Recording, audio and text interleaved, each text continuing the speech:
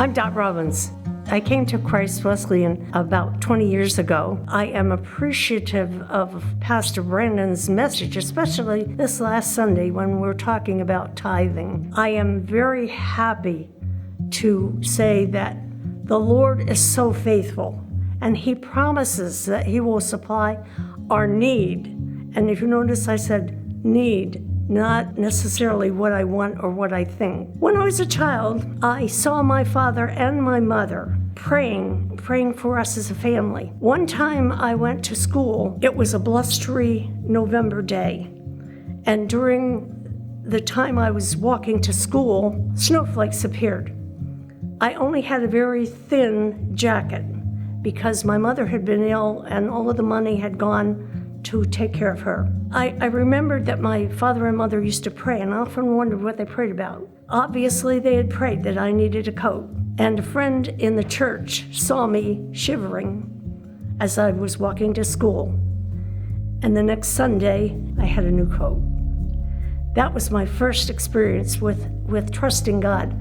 And my parents, I know, had tithed because I would often hear them say, "We put our tithe in, now what?" Then came the time in my life when I married and had 3 small children. My husband was saying, "How in the world are we ever going to tithe?"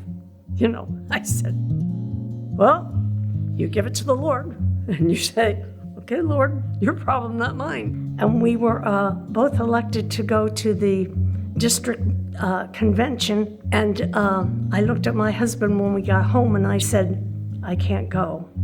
He said, "What do you mean you can't go?" I said, "I only have one dress." And I said, "The convention is 3 days." And he said, "Well, I guess we'll have to tell them on Sunday." And we had already paid our tithe, and there was no money for extra clothes. So I went to a friend of mine who went to church, and she began to talk to me. And she said to me, "I hear you're going to convention." I said, "No." She was wondering why, and I said, "Because I really don't have the clothing to go." And she said, "Wait a minute." She went into her house, and she came out with not 1, not 2, but 3 brand new dresses for me. Well, I went home, told my husband, and I had tears in my eyes because I had told him the Lord had taken care of us. We had paid our tithe faithfully, and the Lord had taken care of us. And then another phase in life was that we had the 2 kids in college at the same time, and we used to tithe, and I used to say to Clint, "Do you have any money?" He'd say, "Do you have any?" And I'd say, "No." And we would say, "Okay, we'll let the Lord take care of it." When it came time for her to go elsewhere, and at that time there weren't many scholarships available, so we all went to praying. What did I need? I needed $20,000 on the spot for her to go to Boston University.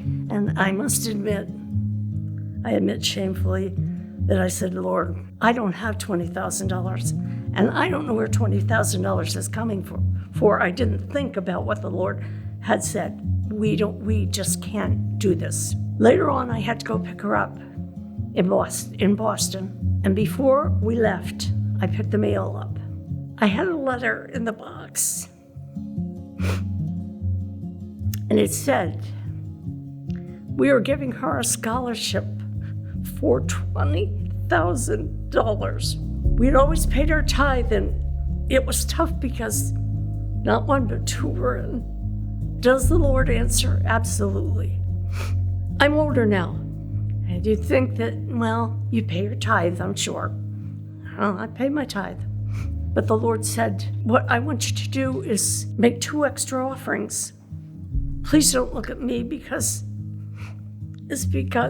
I want to serve Jesus." And so I did it. But just recently, I had an accident. In fact, I had 2 accidents where I blacked out and I ruined my car. And I thought, this should be interesting. I don't even have a car. But I said, "Okay, Lord, I trust you." And then in the meantime, He asked me for another impossibility. And I said, "I trust you, Lord." And now I'm trusting the Lord again with all my heart because He says He will supply abundantly. When you stop and think about it, in light of today's expenses, And I know how tough it is, like the rest of you. When you look at taking 10% of what you've got out, you're already struggling as it is. It's true, you can't do it. It's only because you have the Lord. When you start tithing, you don't automatically grow into this thing. I mean, you certainly keep tithing, but the more you grow, the more the Lord expects from you, the greater it is. And I would urge all of you, get into the Word, see what the Word says, and when it talks to you, obey it. But most of all these years, I've stayed close to Jesus, and He answers every need that I have, not just financial, but otherwise. So if you're ever tempted to quit, come see me. I've got lots of stories.